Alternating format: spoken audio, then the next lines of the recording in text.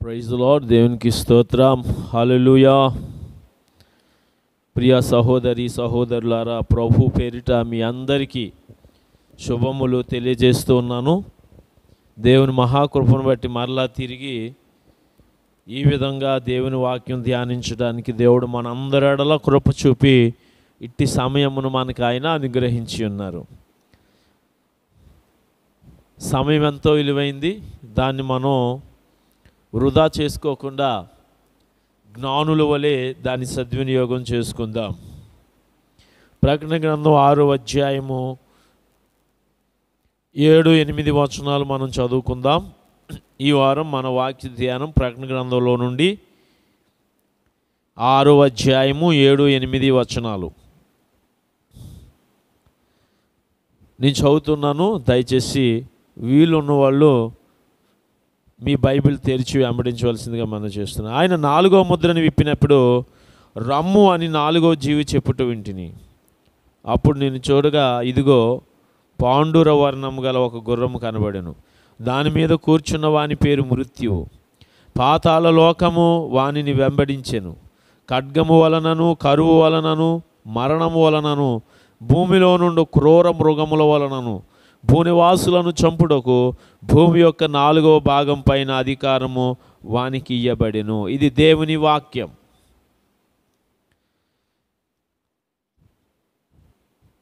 ప్రియ సహోదరి సహోదరులారా, గత కొన్ని వారాలుగా మనం ప్రకటన గ్రంథంలో దేవుని వాక్యాలు ధ్యానిస్తూ ఉన్నాం. మీ ఎరిగిన విషయమే. ఈ వారం 7-8 వచనాలు 6వ అధ్యాయం వద్దకు వచ్చాం. ఇక్కడ మనం చూస్తే ఆయన 4వ ముద్రను విప్పినప్పుడు రమ్ము అని 4వ జీవి చెప్పుట వింటిని.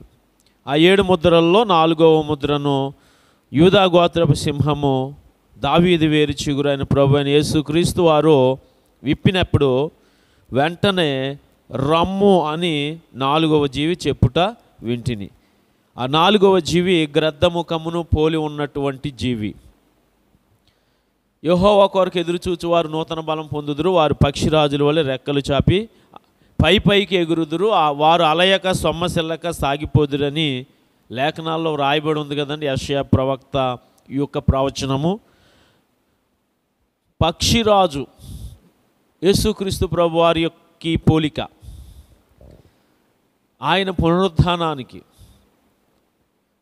మనుష్య ముఖము గల మొదటి జీవి ఆయన యొక్క నరవతారానికి, సింహపు ముఖము గల 2వ జీవి ఆయన ప్రత్యక్షత, ఏ గోత్రంలోంచి ఏ వంశం నుంచి ప్రభు వస్తాడని చెప్పుచూ ఉండగా, ఎద్దు ముఖము కలిగిన 3వ జీవి ఆయన సిలువ మరణమును గూర్చి వెల్లడి చేస్తూ ఉండగా, గ్రద్దముఖము గల ఈ 4వ జీవి ఆయన పునరుద్ధానమును గూర్చి, అనగా ఈ 4 జీవులు 4 దేవుని యొక్క ప్రత్యక్షతలను గూర్చి వెల్లడి చేయుచున్నవి అని చెప్పి నేను గతంలో కూడా ఒకసారి మీకు బోధించి ఉన్నాను.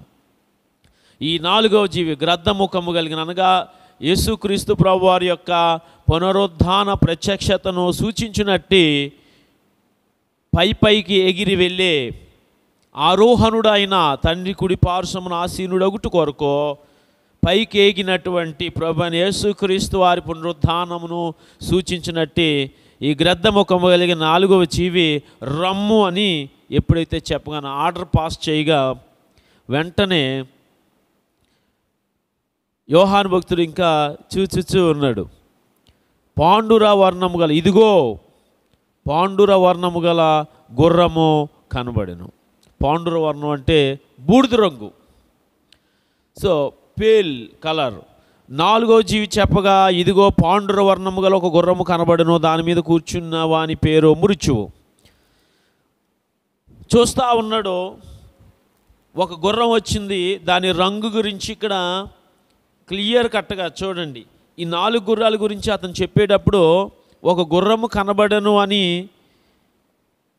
ఈ ఆత్మవశుడై యోహాను గ్రంథాన్ని రాస్తున్న, ప్రకటన గ్రంథాన్ని రాస్తున్న యోహాను తను ఆ గుర్రాలను చూస్తున్నప్పుడు వాటి రంగులు గూర్చి ఇక్కడ స్పష్టత ఇస్తున్నాడు మనకి. అందుచేతే మనము ఆ గుర్రాల మీద ఇంత ఫోకస్ పెట్టాల్సి వస్తుంది. మొదటి చూసినప్పుడు తెల్లగా కనిపించిన గుర్రం అన్నాడు, తెల్లని గుర్రం అన్నాడు. రెండవది చూసినప్పుడు ఎర్రని గుర్రం అన్నాడు. మూడవది చూసినప్పుడు నల్లని గుర్రం అన్నాడు. ఇప్పుడు నాలుగవది చూసినప్పుడు పాండురవర్ణ గుర్రం అన్నాడు.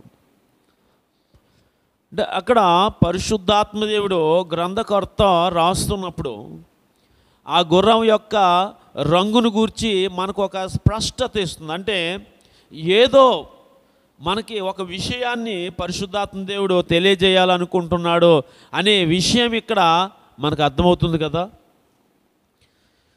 చూస్తూ ఉండగా పాండురవర్ణము గల ఒక గుర్రము కనబడెను. గుర్రం అంటే ఖచ్చితంగా విజయానికి చిహ్నం కదండి.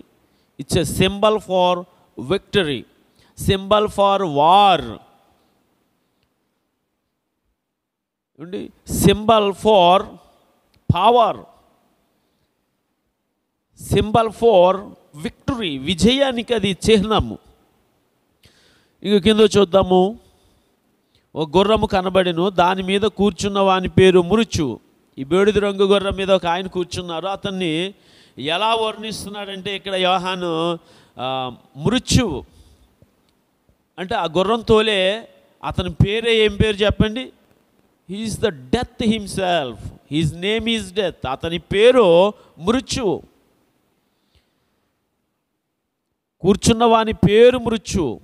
అసలు మనం ఎప్పుడైనా ఎక్కడైనా మరణం అని పేరు పెట్టుకున్న వాడిని ఏ జాతిలోనైనా, ఏ దేశంలో అయినా, ఏ భాష మాట్లాడే వారిలోనైనా ఎప్పటి వరకు విన్నామండి? మరణం ఇంగ్లీష్లో డెత్ అని కానీ, తెలుగులో మరణం అని కానీ, అది ఏ భాషలోనైనా సరే మరణం అనే పేరు పెట్టుకున్న వాళ్ళని ఈ భూమి మీద మనం ఎవరిని కూడా చూడలేదు. ఎందుకంటే we don't like to die. Some people don't even want to mention the name death. They don't want anybody talk about death before them. మరణం గురించి వారి ముందు మాట్లాడడం వారికి ఇష్టం ఉండదు. అలాంటిది మరణం ఇష్టం ఉండదు, మరణం గురించి మాట్లాడడం ఇష్టం ఉండదు, మరణాన్ని కోరుకునేవారు ఎవరో లేరు. అలాంటిది పేరు ఎవరు పెట్టుకుంటారండి మరణం అని? కానీ ఇక్కడ గుర్రంతోలే అతని పేరు మృత్యు అని చెప్పి స్పష్టంగా చెప్పబడింది. ఇంకా అక్కడ పాతాళ లోకం వాణిని వెంబడించను. అతని వెనకాల ఏదో వస్తుందంటండి, అంతే కదా, సహజం. అతని పేరు మృత్యు అయినప్పుడు, అతని పేరు మరణం అయినప్పుడు అతని వెనకాల ఎవరు ఉంటారు? పాతాళ లోకమే ఉంటుంది. సో పాతాళ లోకం అంటే ప్రేతాత్మలు ఉండే చోట, చీకటి గల బెల్లము. చివరికి అవిధేయులైన దేవతలు కూడా ఆ చీకటిలో బంధించబడ్డాయి. అంటే పాతాళ లోకంలో రెండు విభాగాలు ఉంటాయి. ఒకటి చీకటి కలిగిన బిలం, తీర్పు కొరకు వారందరూ అక్కడ నిల్వ ఉంచబడ్డారు, వారందరూ ఎదురు చూస్తున్నారు. ఆ తర్వాత తీర్పు, ధవల సింహాసన తీర్పు అయిన తర్వాత వారందరూ వారి వారి క్రియలు చొప్పున దేవుడు వారికి తీర్పు తీర్చి వారిని జీవగ్రంథంలో పేర్లు ఉన్నటువంటి వారిని, అంటే అందరూ వస్తారు, ఆదాము దగ్గర నుంచి చిట్ట చివరి మనుషుడి వరకు కూడా అందరూ దేవుని ఎదుట నిలబడతారు, ఒక క్రొత్త నిబంధన సంఘం తప్పించి. సో ఎవరి పేరు జీవగ్రంథంలో రాయబడిన వారందరూ కూడా దేవుని సన్నిధికిని, ఎవరెవరి పేరు జీవగ్రంథంలో రాయబడలేదో, ఇదిగో పాతాళమందు ఉన్నారో వారందరికీ దేవుడు వారి వారి క్రియలన్నీ చూపించి లైవ్గా స్క్రీన్ మీద వారికి చూపించి వారి పాపములను వారికి కనుపరిచి ఈ కారణము చేత మీ అందరికీ నిత్యమైన మరణదండన విధించడం జరిగింది అని చెప్పి వారి పాపాలన్నీ వారికి కనిపరిచి వారి తప్పులన్నీ వారికి చూపించి దానికి శిక్షగానే మీకు ఈ రెండవ మరణం, నిత్య మరణం, అగ్నిగుండం యుగయుగాలని చెప్పి వారందరినీ అగ్నిగుండంలో వేయబోతూ ఉన్నాడు. సో అప్పుడు ఆ రెండవ భాగం అంటే పాతాళంలో రెండవ భాగమైన అగ్నిగుండంలోకి అప్పుడు వెళ్ళటం జరుగుతుంది. అంతవరకు చనిపోయిన వారు ఎవరో కూడా వెంటనే అగ్నిగుండంలోకి వెళ్ళరండి. చీకటి గల బిలంలో వారు తీర్పు కోసం ఎదురు చూస్తారు. పరిశుద్ధులు వెంటనే దేవుని సన్నిధికి వెళ్ళిపోరు. పరదేశ్ అనగా అబ్రహాము ఉన్న చోటున. ధనవంతుడు లాజరు గురించి మనం విన్నాం. ధనవంతుడు చనిపోయి చీకటి గల బిలంలోకి వెళ్ళాడు. లాజరు చనిపోయి అబ్రహాము రొమ్మునకు కొనిపోబడ్డాడు. సో అప్పుడు అబ్రహాము రొమ్మునకు నీతిమంతులందరూ కొనుక్కోబడతారు. సో దాన్ని పరదేశి అంటున్నాడు, లేక విడిది గడిది లాంటిది, వేచి ఉండే గది అన్నమాట. ఇటు వీరికి ఉంది, అటు వారికి ఉంది. సో ఇది ఈ పాతాళము ఏం చేస్తుందట, ఈ మృత్యు అని పేరున్న ఇన్ని వెంబడిస్తూ ఉంది. సరే, ఇంకా క్రింద చూద్దాం.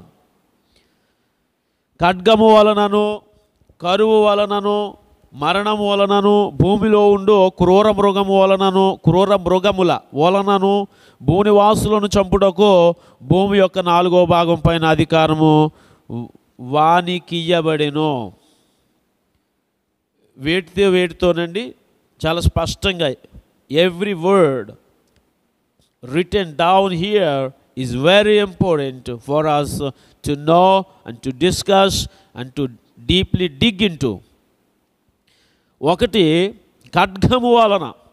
ఖడ్గం అంటే ఇందుకు ముందు కూడా 2వ గుర్రము, ఎర్రటి గుర్రం మీద వచ్చిన వానికి ఒక పెద్ద ఖడ్గం ఇవ్వబడిందని దాని గురించి మనం మాట్లాడుకున్నాం. ఖడ్గం అంటే యుద్ధాలు.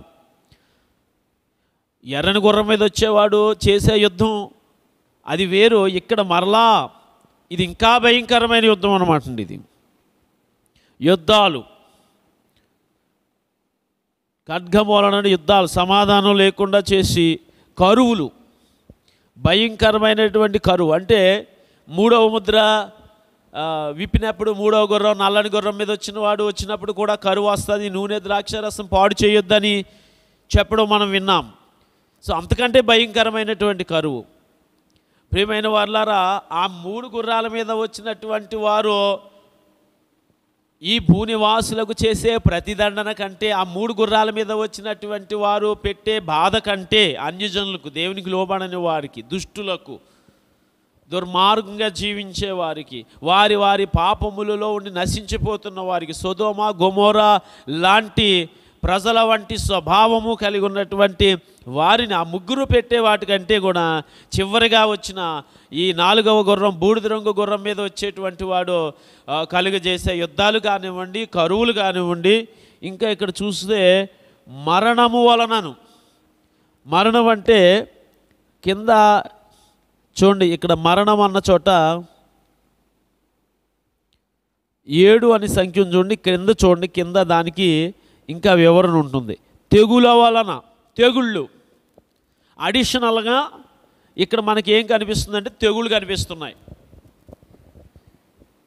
ఈ తెగుళ్ళ వలనను భూమిలో నుండి క్రూర మృగముల వలన, 3వది ఏంటంటే 4వది క్రూర మృగముల వలనను. ఈ 2 ఈ బూడిద రంగు గుర్రం మీద వచ్చినటువంటి ఆయన అడిషనల్గా మనుషుల మీద తెచ్చేది. ఒక పక్క ఆ ముందు 3 గుర్రాల మీద వచ్చినటువంటి వారు పెట్టే బాధ కంటే తీవ్రంగా అలాంటి బాధలు పెడుతూనే వాటికి అడిషనల్గా మానవుల మీదకి రాబోయేటువంటివి ఏంటంటే తెగుళ్ళ వలన, భయంకరమైన తెగులు.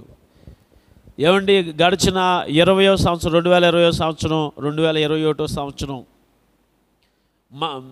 మీరు మర్చిపోయారా? సుమారు ఏప్రిల్ మే నెలల్లో 2021లో ఏం జరిగింది? ఆక్సిజన్ దొరక్క, ఒక్క బెడ్ కూడా హాస్పిటల్లో దొరక్క ఎంత భయంకరమైన పరిస్థితులు ఏర్పడ్డాయి. ప్రజలు ఎంత విలవెల్లాడిపోయారు ఆక్సిజన్ దొరక్క. 2 నెలల్లో కరోనా చాలా జీవితాలను అస్తావ్యస్తం చేసింది. చెల్లా చెదిరైపోయారు. దయచేసి ఎవరైనా ఒక్క బెడ్ ఇప్పించరా, ఎక్కడైనా హాస్పిటల్లో ఖాళీ ఉంటే అని ఫేస్బుక్లో, మనం వాట్సాప్లో ఎన్నో మెసేజెస్ చూసాం, పోస్టులు చూసాం. ప్రియులారా, మర్చిపోయారా అంత ఈజీగా? ఎంత భయంకరమైన పరిస్థితి. దేవుడు కృప చూపాడు. ఆ 2వ వేవ్ను మనందరం దాటుకొచ్చాం. ఈ కరోనా మచ్చు మాత్రమేనండి. ఈ అంచె దినాల్లో, కడవరి దినాల్లో దేవుడు భూమి మీద కమ్మరించని ఉగ్రత. మీరు అనొచ్చు, ఎందుకు దేవుడు వీటన్నిటిని అనుమతిస్తున్నాడు? ఎందుకు అనుమతించకూడదని చెప్పండి. ఎందుకు అనుమతిస్తున్నాడో అని మనము దేవుణ్ణి ప్రశ్నించకండి. ఎందుకయ్యా ఇలా? అసలు శ్మశానాలు కూడా ఖాళీ లేని పరిస్థితి ఈ భూమి మీద ఎప్పుడూ జరగలేదు. ఎన్నో యుద్ధాలు చూసాం, ఎన్నెన్నో యుద్ధాలు, కానీ ఆ యుద్ధాల్లో కూడా శ్మశానాలు ఖాళీ లేని వాతావరణం ఏర్పడలేదు ఎప్పుడు కూడా. ఎందుకు అది జరిగింది? ఎందుకు అనుమతించావయ్యా అని అడగడానికి మనం ఏమాత్రం అర్హులం కాదు. ఎందుకంటే ప్రభు ఏమంటున్నాడంటే, నేనెందుకు ఉగ్రత కుమ్మరించకూడదు. మనుషులందరూ బొత్తిగా దారి తప్పిపోయి చెడిపోయి ఉన్నారండి. కొంచెం కొంచెంగా లోకం అలాగే సంఘం కూడా భ్రష్టత్వం సంభవిస్తేనే కానీ నాశన పాత్రుడగు పాప పురుషుడు బయలుపరచబడ్డండి. అంత్యక్రీస్తు రావాలంటే అన్ని వ్యవస్థలో భ్రష్టు పట్టాల. చివరికి జీవము కలిగిన దేవుని సంఘం కూడా వ్యాపారంగా మారిపోయి చివరికి అనేకులు భ్రష్టులు అయిపోతారో, భ్రష్టత్వం సంభవిస్తుంది, అనేకుల ప్రేమ చల్లారిపోతుంది, విశ్వాసము వీగిపోతుంది, చివరికి దేవుని నామానికి అవమానం జరిగే చర్యలు సంఘాలలో జరుగుతాయి. ఇవన్నీ జరగాలి, అప్పుడే నాశన పాత్రుడు పాప పురుషుడు బయలుపరచబడతాడు. ఇవన్నీ లేఖనాలు జరగాల్సి ఉంది. ఆనాడు నోవాహు దినంలో ఏం జరిగింది? ఎవరికి ఇష్టం వచ్చినట్టు వాడు. లోతు దినాల్లో ఏం జరిగింది? సొదొమ గొమొర్రా ప్రజలు స్వభావ విరుద్ధమైన క్రియలు జరిగించారు. అక్కడేమో ఎవరిష్టం వచ్చినట్టు వాడు ఇల్లు కట్టుకుంటూ పెళ్ళిళ్ళు చేసుకుంటూ తినుచు త్రాగుచు. ఇల్లు కట్టుకోవడం తప్పు కాదండి, పెళ్లి చేసుకోవడం తప్పు కాదు, విందు చేసుకోవడం తప్పు కాదండి. కానీ అక్కడ లోతు నోవాహు దినాల్లో దేవునిని మహిమపరచకుండా వారు శరీరేచ్ఛలతో నింపబడి చేసినవి ఇవన్నీ కూడా. అందుకే దేవుడు తప్పుపట్టాడు. మనుషులు పుట్టించినందుకు దేవుడు సంతాపడ్డాడు. జలప్రళయం వచ్చింది భూమి మీదకి, భూమి అంతా నాశనం అయిపోయింది. నోవాహు కుటుంబంతో దేవుడి నిబంధన స్థిరపరచుకుని మరలా ఆయన ప్రణాళిక కొనసాగించాడు దేవుడు. ఆ తర్వాత అబ్రహాం కాలంకి వచ్చేసరికి లోతు కుటుంబం సొదొమ గొమొర్రా ప్రాంతాల్లో నివాసం ఉంటున్నారో అక్కడ ప్రజలు ఏం చేస్తారు? స్వభావ విరుద్ధమైన కార్యాలు. ఇప్పుడు కూడా అలాగే జరుగుతుంది. అందుకే యేసు ప్రభు వారు ఏమన్నారు? మనిషి కుమారుడు రాకడ ఇప్పుడు జరుగుతుందని. అంటే ఆయన చెప్పిన మాట, లోతు నోవాహు దినములు ఎలాగూ ఉండునో మనుష్య కుమారుని రాకడ దినాలు కూడా అలా ఉంటాయి. ఇప్పుడు అంతా అదే జరుగుతుందండి. ఎవరిష్టం వాళ్ళది. ప్రతి ఒక్కరూ కూడా స్వార్థం, బెంకములాడువారు, అబద్ధములు చెప్పేవారు, సజ్జన ద్వేషులు, అనురాగరహితులు, క్రూరులు, దేవుని కంటే సుఖానుభవాన్ని ఎక్కువ ప్రేమించేవాళ్ళు. అంతకు మించి ఇంకా భయంకరంగా స్వభావ విరుద్ధమైన, ఇవాళ చిన్న చిన్న పిల్లల చేతుల్లో కూడా స్మార్ట్ ఫోన్స్ వెళ్ళిపోయినాయి. అంటే అభివృద్ధి ఎంత గొప్పగా ఉందో అని కాదండి, వినాశనం ఎంత సమీపంగా ఉందో అనేటువంటిది అర్థం కావడం లేదా? లోతు నోవాహు దినాల్లో ఉన్నట్టుగా ఇప్పుడు పరిస్థితులు ఉన్నాయి. తెగుళ్ళు, భయంకరమైన తెగుళ్ళు. ఎందుకు దేవుడు పంపకూడదు తెగుళ్ళు? మీరు చెప్పండి. ప్రభువా ఎందుకు పంపుచున్నావయ్యా అని మనం ఆయన అడిగినప్పుడు, ప్రియమైన వారులారా, ఆయన ఒకటే మనల్ని అడుగుతున్నాడు, నేను ఎందుకు పంపకూడదు? ఒక్క కారణం చూపించు. నీతిమంతుడు ఉన్నాడని ఒక్కడైనా ఉన్నాడా? గట్టిగా బలంగా ప్రార్థన చేసేవాళ్ళు కూడా ఓపిక నశించిపోయి ఇవాళ ప్రార్థనలు చేసుకోలేని పరిస్థితి. నీ గుండెల మీద నువ్వు చెయ్యేసుకుని, నా గుండెల మీద నేను చెయ్యేసి ఎంతవరకు మనం దేవుని విషయంలో న్యాయంగా నడుచుకుంటున్నాం? భూమి మీద ఉన్న 750 కోట్ల మంది సుమారు మనుషుల్లో ఎంతవరకు న్యాయంగా నడుచుకుంటున్నారు? ఎంతవరకు దేవుని చిత్తాన్ని ఎంతమంది నెరవేరుస్తున్నారు? లోకంలో ఉన్న వాళ్ళని వదిలిపెట్టండి, వాళ్ళకి దేవుని గురించి తెలియదు. దేవుని ఎరిగిన మనం ఎంతవరకు న్యాయం చేయగలుగుతున్నాము? ఎంతవరకు వాక్యానికి న్యాయం చేయగలుగుతున్నాం? దేవునికి న్యాయం చేయగలుగుతున్నాం? మన సమయాన్ని ఎలా ఖర్చు చేస్తున్నాం? మన ధనాన్ని ఎలా ఖర్చు చేస్తున్నాం? దేవుడు మనకు అనుగ్రహించిన సమస్తాన్ని మనం ఎలా ఖర్చు చేస్తున్నాం? లెక్కప్ప చెప్పాలనే భయం ఉందండి ఈ మనుషుడికి. ఇంత భయంకరమైన రుగ్మత వచ్చింది, లోకం మీదకి ఉపద్రవం వచ్చింది. ఒక్కళ్ళకైనా వణుకు వచ్చిందా? భయం వచ్చిందా? దడొచ్చిందా? దేవుడు అంటే కళ్ళ ముందు కదిలినోళ్ళు, మెదిలినోళ్ళు, రాయిలాంటోళ్ళు, కర్రలాంటోళ్ళు ఏమైపోయారు? టపా టపా టపామనిపోయారు. భయంకరమైనటువంటి పరిస్థితులు ఏర్పడితే భయం వచ్చిందా? ప్రియమైన వారులారా, ఎవరికి ఎలాంటి అవకాశాలు ఉంటే అలాంటి అవకాశాలను వినియోగించుకొని నువ్వు మందిరానికి రాగలిగితే మందిరంలో, నీవు ఇంటికాడైతే ఇంటి దగ్గర, ప్రియమైన వారులారా, ఎక్కడ నీకు సమయం దొరికితే అక్కడ దేవుని సన్నిధిలో నువ్వు వణుకుతున్నావా, భయపడుతున్నావా, ప్రార్థన చేస్తున్నావా, దేవుని చిత్తాన్ని నువ్వు అప్పగించుకుంటున్నావా? దేవుడు ఎవరి మీద దృష్టి పెడతాడట? నా మాట ఎవరు విని వణుకుచు ఉండునో నేను వానినే దృష్టించుచున్నానని స్పష్టంగా మాట్లాడుతున్నాడు. తెగుళ్ళ వల్ల ఇంకా భయంకరమైన corona, COVID-19 is just a sample. నేను ఈ మాట కట్టుబడి ఉంటున్నాను ప్రియులారా, దేవుని వాక్యాన్ని బట్టి నేను చెప్తున్నా, corona is just a sample and it is a sign from God that end times have started, and we cannot escape without God's help. We have a promise that God will save us and protect us from the diseases that will come upon the earth, face of the earth, in the days to come, and from illnesses, sicknesses, and different kind of diseases, and all the fiery weapons that the enemy throws upon us. He said he will stand by our side and protect us.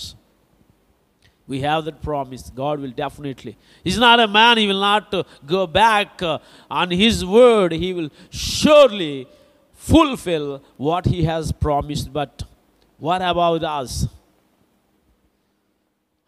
How faithful are we of the promise or of the decisions that we have made before his presence, that I will be faithful to your Lord. I will not leave you, I will cling to you, I will follow you whatever situation I face. And even if it costs my own life, I am ready to give it up for your sake, O Lord. All these decisions, have you forgotten and have I forgotten? దేవుడు, పరిశుద్ధాత్మ దేవుడు మనకి జ్ఞాపకం చేస్తున్నాడు. భయంకరమైన తెగులు రాబోతున్నాయి.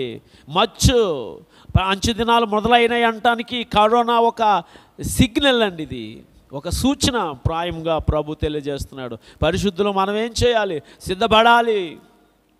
ప్రియమైన వారు, దేవుని ఎదురు లెక్కాపి చెప్పుకోవాలనక భయంతో, వణుకుతో మనం దేవుని సన్నిధిలో కొనసాగాలని ప్రేమపూర్వకంగా ప్రతి ఒక్కరికి హెచ్చరిక చేస్తున్నాను నేను. ఎందుకంటే I don't want any one of you suffer of any kind of illness, any kind of disease, any kind of physical problems that are going to come upon the evil men of the world, because the Lord is going to judge. I don't think God will keep quiet anymore. Without punishing, without pouring out his wrath upon the mankind, he won't delay anymore, because time is over. Again and again I say, time is over, and the Lord is going to come very soon, and we must be prepared to meet him in the air. మనం సిద్ధపడాలి ప్రియులారా. భయంకరమైన తెగులు వస్తాయి, మనం భయపడవసరం లేదు. భయపడమని చెప్పట్లేదు, ఎందుకంటే దేవుని పరిశుద్ధుల్ని they don't even dare to touch us. Our body may suffer of any kind of physical problems, because we're also men like others, human being like others. Everybody has the same law of course, have to go through, but God will help us, and our spirit is always safe and enables us to sustain, survive, and escape any kind of problem that we face physically. దేవుడు మన సహాయం దయచేస్తాడు. భయపడొద్దు. భయంకరమైనటువంటి తెగుళ్ళు మనం చూడబోతూ ఉన్నాం, కానీ వాటన్నిటిలోంచి కూడా ప్రభు మనల్ని రక్షిస్తాడు. ఆయన మనకి అభయం ఇచ్చాడు. నేను అనేది ఏంటంటే, శోధనలో ప్రవేశించకుండానట్లుగా మెలకువ కలిగి ప్రార్థన చేయమని ప్రభు సెలవు ఇచ్చాడు. కాబట్టి ప్రార్థనాపూర్వకంగా ఉందాం, అన్ని రకాల పరిస్థితుల్ని జయిద్దాం, ముందుకు సాగుదాం. దేవుడు కనికరపూర్ణుడు, కృపా సమృద్ధి గలవాడు. ఆయన మనలను విడిచిపెట్టే దేవుడు కాదు. అలాగే భూమిలో నుండి క్రూర మృగముల వలనను భూనివాసులను చంపుటకు భూమి యొక్క 4వ భాగం పైన అధికారం వానికి ఇయ్యబడిను. క్రూర మృగముల వలన, ప్రియమైన వారులారా, క్రూర మృగాలు అంటే అవి అడవిలో జంతువులు కావచ్చు, లేదా క్రూరమైన మనస్తత్వములు కలిగినటువంటి మనుషుల రూపంలో ఉన్న పశువులు కావచ్చు. వాళ్ళందరూ కూడా క్రూర మృగముల లెక్కలోకి వస్తారు. దేవునికి స్తోత్రం. కాబట్టి ప్రియమైన వారలారా, ఇటు తెగుళ్ళ నుంచి, అటు క్రూర మృగముల వంటి మనస్సులు కలిగిన క్రూరుల నుంచి, మూర్ఖుల నుంచి దేవుడు మనల్ని తప్పిస్తాడు, దేవుడు మనల్ని రక్షిస్తాడు, ఆయన మన పక్షంగా ఉంటాడు అనేటువంటిది ఇవంతా కూడా భవిష్యత్తులో జరగబోయేటువంటి కార్యాలు. ఇవన్నీ కూడా బూడిద రంగు గుర్రం రావడం, దాని మీద మృత్యువు అనే పేరు కలిగిన ఆయన ఉండడం, ఆయన్ని పాతాళం వెంబడించడం. ప్రియమైన వారలారా, ఆయన ముందొచ్చిన వారికంటే కూడా భయంకరమైనటువంటి యుద్ధాలు, కరువులు, తెగుళ్ళు, క్రూర మృగాలను, క్రూరమైన మనస్తత్వాలు కలిగిన మనుషుల ద్వారా ఎవరిని చంపుటకంట భూమి యొక్క 4వ భాగం పైన అధికారం, భూనివాసులను చంపుటకు. ఇంకేకంగా మరణమే, ఇంకా ఎవరో తప్పించుకోలేరు. 4వ వంతు అంటే 100లో 25 మంది. ఆ లెక్కన ఈ భూమి మీద ఎంతమంది ఉన్నారో అంతమందిలో 4వ భాగాన్ని చంపుటకు అధికారం ఇవ్వబడింది. ప్రియమైన వాళ్ళు, ఓ పక్క అన్ని మరణాలు జరిగినా ఈ మనుషుడు మారతాడు అనుకున్నారా? మారడు. ఈ మనుషుడు బాగుపడడు, దేవుని వైపు తిరగడు. పాపం వైపు ఆకర్షించబడినంత సులభంగా, ఏమండి, శరీరానికి లోబడినంత తేలిగ్గా దేవునికి లోబడతాడా? దేవుని వైపు తిరుగుతాడా? అబద్ధాన్ని నమ్మినంత నిజంగా నిజాన్ని నమ్ముతాడా? ప్రియమైన వారలారా, అబద్ధాన్ని ప్రేమించినంత వీలుగా సత్యాన్ని ప్రేమించగలుగుతాడా? మాట వరుసకే సత్యమేవ జయితే అని, మాట వరుసకే ప్రియమైన వారలారా దేవుడున్నాడు పైన అని, కానీ ఎవరు చేసేది వాళ్ళు చేయటమే. అందుకని సమీప భవిష్యత్తులో జరగబోయే విషయాలు అంటే అప్పటికి భవిష్యత్తులో జరగబోయేవి మనకైతే ఇప్పుడు మనం ఉన్న పరిస్థితులను బట్టి సమీప భవిష్యత్తుగా భావించవలసి ఉంటుంది, సమీప భవిష్యత్తులో జరగబోయే కార్యాలు. సో ఇక్కడ బూడిద రంగు అనగా మరణానికి సాదృశ్యం. ఇది బూడిద అనగా శూన్యమునకు, శిక్షలకు, తీర్పులకు, నిరాకారంకు, వినాశనమునకు, నిర్మానుష్యం, వీటన్నిటికీ కూడా బూడిద ash is the symbol for desolation, death, ఎగ్జినియులో అంటే నథింగ్నెస్, జడ్జ్మెంట్స్, పనిష్మెంట్స్, ఇవన్నీ కూడా బూడిదకు చిహ్నాలుగా ఉన్నాయి. అంతేకాదు రెండవ అర్థం బూడిద అనగా పవిత్రమైన దహన బలి కూడా వస్తుంది. ఒక బలి పశువుని అంటే పస్కా పశువుని లేదా బలి అర్పణలు అర్పించేటువంటి ఒక బలి పశువుని తీసుకొచ్చి బలిచ్చిన తర్వాత దాన్ని దహనం చేసిన తర్వాత దాన్ని కాల్చాక బూడిద మిగులుతుంది. దాన్ని పవిత్రమైనటువంటి బూడిదగా లేక హోమ భస్మంగా పిలుస్తారు. దహన బలి, అలాగే పస్కా పశువు, పాస్ ఓవర్ ల్యాంబ్, పవిత్ర జలం, పాప పరిహారార్థ జలం, హోమ భస్మంగా కూడా దీనికి ఒక పవిత్రమైన బూడిదిగా కూడా దీని ఆత్మీయ అర్థంలో మనం చూడవచ్చు. భౌతికంగా బూడిద అంటే శిక్ష, మరణం, తీర్పులు, వినాశనం, నిర్మానుష్యం, శూన్యం, నిరాకారం, ఇవన్నీ వచ్చిన ఆత్మీయ అర్థం కూడా పవిత్రమైన హోమ భస్మం. మీరు నిర్గమాకాండం 9వ అధ్యాయం 8-10, సంఖ్యాకాండం 19 1-22 వరకు చూస్తే అక్కడ ఒక ఎర్రని మచ్చ డాగులేని పెయ్యి దూడను తీసుకొచ్చి దాన్ని దేవునికి పాప పరిహారార్థ బలిగా అర్పించిన తర్వాత ఆ బూడిదని ఎత్తి ఉంచి దానిని నీళ్లలో కలిపి మైలు పడిన వారి మీద, అపవిత్రుల మీద జల్లినప్పుడు హిస్సోపు పుచ్చుకొని అవన్నీ పవిత్రమవుతాయని చెప్పి సంఖ్యాకాండం 19వ అధ్యాయం 1-22 వరకు మనం చూడగలం. ఇంకో సందర్భంలో దీని గురించి ఇంకా నేను మీకు వివరంగా బోధిస్తాను. ఆ తర్వాత హెబ్రీ 9:13 కూడా ఈ భస్మం గురించి ఉంది. ఎస్తేరు గ్రంథం 4వ అధ్యాయం 1వ వచనంలో మొర్దెకై ఎప్పుడైతే యూదులందరూ చంపబడ్డానికి అమ్మబడ్డారో, తాకీదులు ఇవ్వబడ్డాయో, బూడిద వేసుకున్నాడు తన మీద.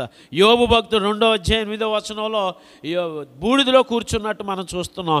దానియేలు గ్రంథం 9వ అధ్యాయం 3వ వచనంలో దానియేలు భక్తుడు తన మీద బూడిద వేసుకున్నట్టు మనం చూస్తున్నాము. ఇశ్రాయేలులకు పట్టబోయే గతిని గూర్చి, యెరూషలేముకు జరగబోయే దాన్ని విన్నప్పుడు. మలాకి 4:3లో కూడా గోనె పట్ట కట్టుకుని బూడిద జల్లుకుని ఉపవాసంతో మరి మీ హృదయాలు చింపుకుని దేవుని తట్టు తిరగమని అక్కడ వ్రాయబడి ఉంది. పవిత్రమైన హోమ భస్మం ఎవరు బలయ్యారు? పాత నిబంధన బలులన్నీ ఎవరిని సూచిస్తున్నాయంటే పస్కా పశువు. 1 కొరింథీ 5:7 చూస్తే ఆ పస్కా పశువు క్రీస్తే. అంటే దేవుడు ఏమైపోయాడంటే మన కోసం ఒక పశువులాగా మారిపోయాడు. బలి ఇవ్వబడిన ఒక పశువులా. మనం అంటూ ఉంటాం చూడండి, వాడు వీడు బాగానే ఉన్నారు, మధ్యలో ఇతడు బలైపోయాడని. అలాగే ప్రియమైన మన పాపముల కోసం, మన శాపముల కోసం, మన అపరాధముల కోసం, మన అతిక్రమముల కోసం యేసుక్రీస్తు ప్రభువారు మధ్యలో బలైపోయారు మనల్ని బ్రతికించడానికి. ఆయన చివరికి బూడిదిగా మిగిలారు. ఎలా మిగిలారండి? సర్వశక్తిమంతుడైన దేవుడు సింహాసనం మీద కూర్చుని కోట్ల కొలది పరిచారకులు ఉన్నారు ఆయనకి. ఎవరు ఎప్పుడు ఆయన చూడలేపారు. అంత మహిమలో ఉన్నాడు, అంత వెలుగులో, తేజస్సులో ప్రభావవంతంగా ఉన్న ఆయన పరలోకాన్ని విడిచి, మహిమలన్నీ విడిచి, సింహాసనాన్ని విడిచి ఎవరి కోసం? నీ కోసం, నా కోసం, మన పాపం మనల్ని విడిపించడానికి, మన శాపముల నుంచి మనల్ని విమోచించడానికి. ఇదిగో బూడిద ఒక రకంగా చూస్తే అది మరణం, దాని నుంచి మనల్ని విడిపించడానికి ఆయనే దిగి వచ్చి వాగ్దానాన్ని బట్టి, ప్రవచనాలను బట్టి, లేఖనాలను బట్టి ఆయనే దేవుడు చెప్పినట్టుగా, దేవుడి చిత్త ప్రకారంగా కాలం పరిపూర్ణమైనప్పుడు స్త్రీ ద్వారా ఆయన వచ్చి కన్య గర్భమున జన్మించి 36 సంవత్సరాలు ఉండి ఆయన మరణించి దహన బలిగా అర్పించబడి దేవుని సన్నిధిలో ఆ యొక్క హోమగుండం దగ్గర, యజ్ఞ వేదిక దగ్గర ఆయన దహనం చేయబడి బూడిదిగా మారారు. ఎవరి కోసం? మన కోసమే. ఏ దేవుడైనా తను నమ్ముకున్న వారి కోసం లేక మానవుల కోసం బూడిదిగా మిగిలినట్లుగా మనం ఎక్కడైనా చూసామా? ప్రియమైన వారు, యేసు ప్రభు వారు ఆ పస్కా పశువు.